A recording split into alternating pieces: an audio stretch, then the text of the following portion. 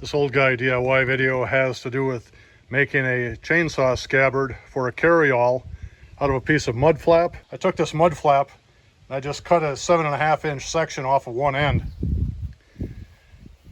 And then I ripped 4 pieces of 3/4-inch plywood to 1.5 inches wide.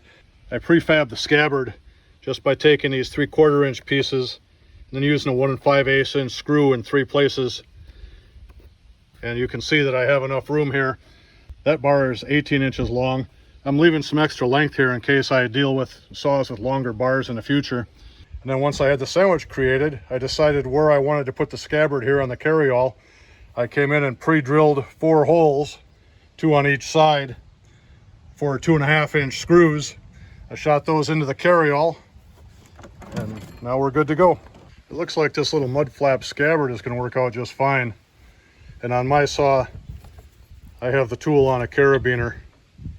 I did this a few years ago, and between that and the yellow tape, I quit losing tools or going to get the saw only to find, hey, where did I put that tool, and having to waste more time looking around. I'll attach the video of this little device in the description. So if you happen to have a mud flap laying around, or go to your nearby Tractor Supply, ask them if any of the guys have lost a mud flap in the trailer well. That happens often here in southern Michigan. But if you have a piece of heavy plastic or mud flap laying around, this may well be a way to make a cost-effective scabbard for your chainsaw that doesn't do any harm to the saw. If you haven't subscribed, please do. Thank you for watching, and I hope you have a great day.